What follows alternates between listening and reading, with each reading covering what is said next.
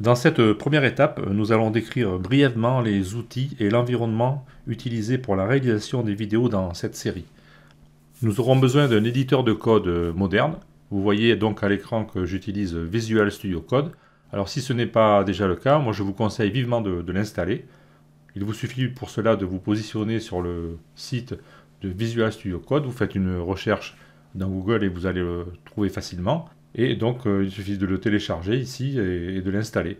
Ici nous sommes sur Windows, donc il vous propose l'installation sur Windows. Je pense que sur le Mac, ça se passe d'une manière similaire. Donc vous l'installez tout simplement et ensuite vous pourrez le lancer. Nous allons maintenant pouvoir le démarrer. En ce qui me concerne, j'ai accroché l'icône ici dans la barre des tâches. Vous la voyez là, donc je vais cliquer dessus et il va m'ouvrir Visual Code. Il va donc vraisemblablement se présenter de cette façon la première fois que vous allez l'ouvrir. Vous pouvez fermer ici cet écran de bienvenue. Là, vous pouvez cliquer ici dans un bouton de la barre latérale pour faire apparaître le panneau. Ici, dans le menu fichier, vous pouvez cliquer sur ouvrir le dossier pour ouvrir un dossier et le faire apparaître dans l'éditeur. Mais en fait, moi j'ai une méthode plus rapide. Je vais vous montrer, donc je le ferme ici. Et chaque fois que je veux ouvrir un dossier, je vais ouvrir un explorateur qui va pointer sur un dossier où sont mes fichiers. Ici, je vais travailler avec le dossier mytuto.js et je vais ouvrir par exemple le dossier this. Je vais simplement faire un clic droit dessus et faire Open with Code. Voilà, il va m'ouvrir l'éditeur dans le dossier. Ça m'évite de chercher ici dans l'arborescence, etc. Donc ça, c'est un premier raccourci. Ensuite, je vais utiliser trois extensions qui sont déjà installées, bien sûr, dans mon Visual Studio Code. Je me positionne avec ce bouton ici sur la zone des extensions. Je vois en haut les extensions qui sont installées et activées dans mon Visual Studio Code. Et je vois en bas des extensions qui sont recommandées. Et je peux aussi faire une recherche en haut. Par exemple, si je tape PHP, comme ceci, il va me proposer tout un tas d'extensions en rapport avec PHP. Et si je veux en voir une à quoi elle correspond, je peux cliquer dessus et ensuite je peux l'installer. Dans notre cas, moi je vais vous conseiller d'installer une première extension qui s'appelle Live Server. Donc là, je vais cliquer sur ce bouton ici pour fermer cette liste. Cette extension Live Server, elle est déjà installée sur mon système, elle est ici. Donc vous la rechercherez, vous allez trouver cette page qui va s'afficher et vous aurez ici le bouton vert installé. Et à ce moment-là, vous pouvez l'installer. Cette extension vous permet d'avoir un petit serveur qui va ouvrir le navigateur et être en relation avec l'éditeur. Et à chaque fois que vous modifiez une ligne de code dans le fichier et que vous enregistrez, ça va recharger le navigateur avec la mise à jour. Ça vous évite de faire recharger à chaque fois. C'est plus rapide. Donc je vous conseille d'installer cette première extension. Ensuite, il y a une autre extension que je vous recommande qui s'appelle Bracket Pair Colorizer, qui est ici. De la même façon, vous pouvez faire une recherche, Bracket Pair Colorizer, vous allez la trouver et vous l'installer. Cette extension permet de mettre des couleurs différentes sur les parenthèses et les accolades en fonction de l'imbrication. Et c'est très pratique quand on a un code après qui devient compliqué. À titre d'exemple, on peut revenir ici au niveau des fichiers en cliquant sur ce bouton et je peux ouvrir le fichier index.js ici et vous voyez que mes accolades, par exemple si je me positionne ici au niveau de la déclaration de cet objet car, la première accolade est jaune et je vois qu'en bas la accolade fermante est jaune aussi. Ensuite, au niveau de cette méthode drive, la première accolade est violette et je vois ici que l'accolade fermante est violette. Pareil au niveau des parenthèses. Si par exemple, ici, à l'intérieur de cet appel de fonction, je mets une autre paire de parenthèses, je vois qu'elles vont être colorées de façon différente. Donc ça, c'est très utile. Ça vous permet de vous repérer dans votre code. Et quand vous avez des erreurs, ça vous aide bien à retrouver d'où ça vient. Je reviens sur les extensions, ici. Et la dernière extension enfin c'est pas la dernière, c'est la troisième, car bien sûr des extensions vous pourrez en installer plein. Donc la troisième extension que je vous conseille d'installer, elle s'appelle Prettier. Donc moi elle est installée ici. Vous pouvez la rechercher, pareil ici dans la zone en haut, Prettier Code Formatter, et vous pouvez l'installer. Alors bien sûr, encore une fois, je vous rappelle que moi j'ai pas le bouton installé parce que c'est déjà installé, mais vous l'aurez. Vous installez cette extension et ensuite ça vous permet, si par cas votre code était un peu en vrac, si vous faites par exemple un copier-coller à partir d'un site web, d'une page web ou d'un bouquin en PDF, etc., quand vous collez dans l'éditeur, c'est pas toujours bien formaté. Je peux le simuler ici Par contre, avant, je vais remettre cette parenthèse ici que j'ai oublié, que j'ai effacée, sinon ça ne va pas marcher. Je vais donc sélectionner tout ce bloc de code et avec majuscule tab, je vais détruire le formatage comme ceci. Donc vous voyez que mon code n'est pas formaté. Ça pourrait être le résultat d'un copier-coller à partir d'un site web, par exemple. Je sélectionne donc le bloc de code, ou bien je peux l'appliquer dans tout le fichier. Et je fais un clic droit et je vais faire mettre la sélection en forme, tout simplement. Et il va me récupérer l'indentation correctement. Ensuite, nous allons avoir besoin d'un terminal pour effectuer certaines opérations dans JavaScript. Au niveau de Windows, nous avons un terminal intégré qui s'appelle la ligne de commande. Alors je vous le montre juste pour la forme, mais nous n'allons pas l'utiliser. Je peux le faire apparaître avec la combinaison de touches fenêtre plus R, comme ceci, et il suffit que je tape CMD et que j'appuie sur OK. Et je vais donc obtenir le terminal, mais c'est pas très pratique à utiliser, donc on pourrait l'utiliser, mais je ne vais pas l'utiliser, donc je le ferme. Ensuite, toujours au niveau de Windows, il existe un terminal amélioré qui s'appelle PowerShell. Donc là, il suffit d'appuyer par exemple sur le bouton Windows, vous tapez Power et il va apparaître en haut ici. Vous le lancez et là, vous allez avoir un terminal de Windows, une ligne de commande un peu plus évoluée. Mais encore une fois, je ne vais pas utiliser ce programme-là. Je vais en installer un qui s'appelle Git Bash, qui est plus pratique à utiliser. Pour l'installer, je vais me positionner ici sur le site de Git pour Windows. Et Git, c'est un système de management de version et je pense qu'un jour ou l'autre, vous l'utiliserez. Donc, vous allez installer Git pour Windows et en même temps, vous allez récupérer Git Bash, le terminal que je vais utiliser. Donc, vous vous rendez sur ce site. Sur le Mac, je pense que forcément, il y a un site équivalent. Vous le téléchargez et vous l'installez. Ensuite, une fois que vous l'aurez installé, bon, vous aurez des icônes, etc. à votre disposition pour le lancer. Mais le plus simple, toujours pareil, je vais refaire la démonstration, c'est de revenir ici, dans mon cas, dans le dossier qui contient les dossiers que j'utilise, de faire un clic droit simplement. Et là, vous pouvez faire Git Bash here, c'est-à-dire ouvrir Git Bash ici. Donc, je clique sur ce lien. Et là, vous voyez que le terminal va s'ouvrir dans une fenêtre indépendante. Et cerise sur le gâteau, il va être positionné directement sur le dossier que je veux utiliser. Car si j'utilise le terminal de Windows, il va falloir que je fasse des changements de chemin, etc. dans la ligne de commande. Ça fait perdre du temps. Donc là, vous l'avez directement à votre disposition en faisant un clic droit sur le dossier dans lequel se trouvent les fichiers que vous voulez utiliser. Ensuite, nous allons avoir besoin de Node.js que nous devrons installer si ce n'est pas déjà fait, car je présume que si vous vous intéressez au JavaScript moderne aujourd'hui, en 2020 on va dire, forcément vous utilisez Node.js. Je ne vois pas comment on peut s'en passer aujourd'hui. Donc si jamais vous débutez vraiment et que vous ne l'avez pas encore installé, il faudra l'installer. Donc vous vous rendez sur le site de nodejs.org. Et ici nous sommes sous Windows, il vous propose la version pour Windows. Si vous êtes sur Mac, il vous proposera la version pour Mac et vous l'installez. Dans la plupart des cas, la version LTS, Long Term Support, devrait suffire.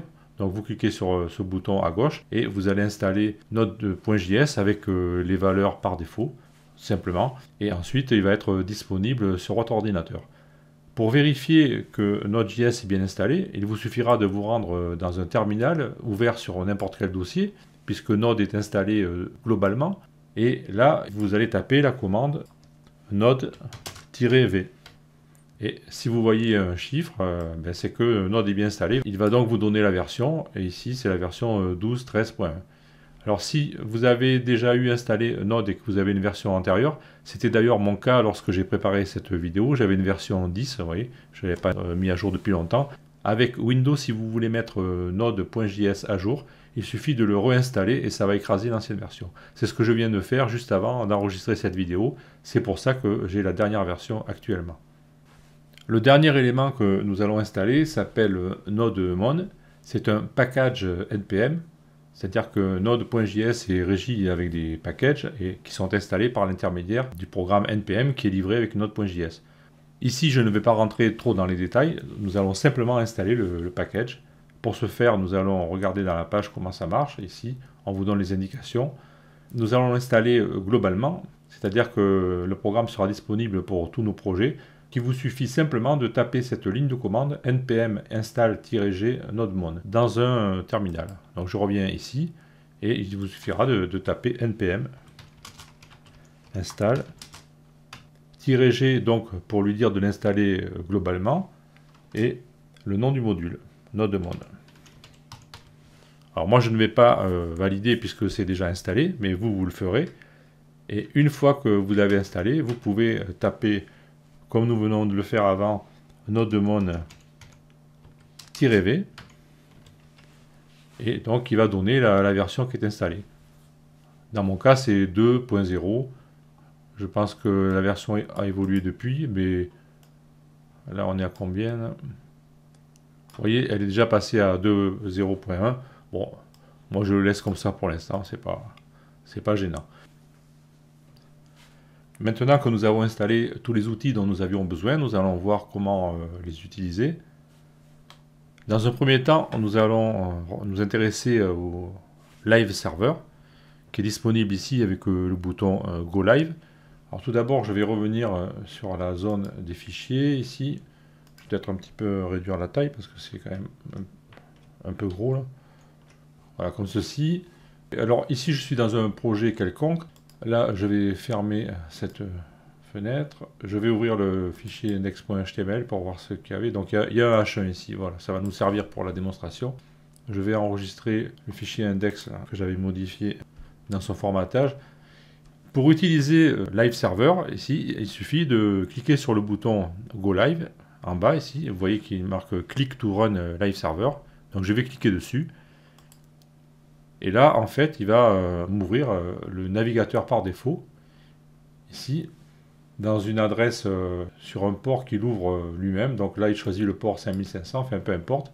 Donc là, il va ouvrir un navigateur. Et par exemple, si maintenant je change au niveau de mon fichier HTML, ici, le contenu du H1 et que j'enregistre, si je repasse sur le navigateur ici, je vois que la mise à jour se fait directement sans que j'ai besoin de recharger la page. Plus simple, si vous n'avez pas plusieurs écrans, ça sera de disposer vos deux fenêtres côte à côte, comme ceci par exemple. Alors vous voyez, je vais faire un petit peu de place. Je vais cliquer sur ce bouton ici pour replier. Et là, je vois à la fois le code et ici le navigateur. Si je modifie le code HTML et que j'enregistre, la modification se fait aussitôt. Si je fais apparaître la console ici, donc que je la positionne en bas par exemple, comme ceci, ou sur le côté, peu importe, je vois que la console, en fonction de mon fichier JavaScript, me fait apparaître certains messages. Si je modifie un libellé ici dans le code JavaScript, et si j'enregistre, je vois que la mise à jour est répercutée ici. Live Server, ça vous permet donc de travailler, de faire des modifications et de voir le résultat en direct. Maintenant, nous allons voir comment fonctionne nodemon dans le cas où nous voulons étudier JavaScript avec Node.js, c'est-à-dire ailleurs que dans le navigateur. Donc je vais réagrandir ici la fenêtre de Visual Studio Code. Je vais faire apparaître ici le terminal en cliquant ici sur Nouveau terminal. Je vais le mettre à droite. Alors, suivant le cas, il se peut que lorsque vous allez ouvrir votre terminal, il soit en bas comme ceci. C'est la position par défaut. Donc s'il est en bas et si vous voulez le mettre sur la droite, vous pouvez faire un clic droit sur terminal ici et cliquer sur déplacer le panneau vers la droite, comme ceci. Et là maintenant nous avons un terminal qui est positionné sur notre dossier. Alors c'est un peu l'équivalent de ce terminal, hein, c'est pareil. En fait, on pourrait se servir de Git bash, mais l'avantage, c'est qu'ici, il est intégré. Alors, c'est comme on veut. On va faire la démonstration avec le terminal intégré.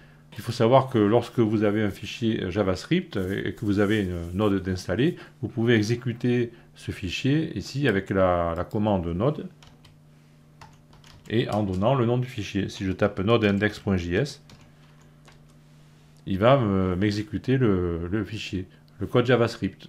Donc ici, je vois les données de la console qui apparaissent. Si je vais dans le terminal ici et que je reproduis l'opération, il va se passer la même chose. Nodeindex.js. Et bien sûr, parce que je suis dans le bon dossier ici, on est d'accord. Je peux exécuter la même commande ici, nodeindex.js, et j'aurai le même résultat.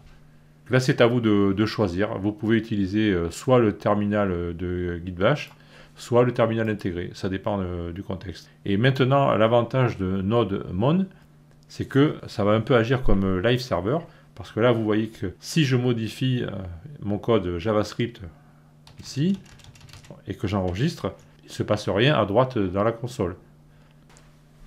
Maintenant, je vais lancer un node mon et on va voir ce qui se passe. Alors, je vous fais remarquer ici qu'au début du fichier, j'ai mis une commande console clear pour que la console se renouvelle à chaque fois. Sinon, ça, on ne sait plus trop où on en est. Je me positionne ici et au lieu de taper node index.js, je vais taper node mon index.js. Et là, donc, il va me dire qu'il est waiting for changes before restart. Là, il a exécuté le code et il attend les changements pour redémarrer l'exécution. C'est-à-dire que maintenant, ici, si je corrige ce libellé, en enlevant les Y, par exemple, et que j'enregistre, ben, je vois que c'est réactualisé, puisque je vois maintenant la nouvelle version du libellé. Alors bien sûr, ça a été tellement vite qu'on n'a plus le temps de voir, mais à chaque fois que je modifie le code et que j'enregistre, l'exécution est relancée. Donc d'un côté, on a Live Server ici qui recharge le navigateur, qui est ici. Et de l'autre côté, on a node mon qui est l'équivalent pour la console. Parce que maintenant, le JavaScript, on ne l'utilise plus uniquement que dans le navigateur. C'est pour ça qu'on a besoin de ces deux aspects. Voilà, nous avons donc terminé avec la présentation de l'environnement que je vais utiliser pour cette série de petites vidéos consacrées à JavaScript. Lors des vidéos, je ne reviendrai plus dans le détail sur l'environnement, je l'utiliserai directement. C'est pour ça que j'ai préféré faire une vidéo à part pour expliquer à ceux qui ne sont pas encore familiarisés comment ça marche, parce que je pense qu'un développeur expérimenté qui va regarder les vidéos, ça va l'ennuyer un peu si à chaque fois on lui explique comment utiliser le navigateur ou l'éditeur de code ou tel module, etc.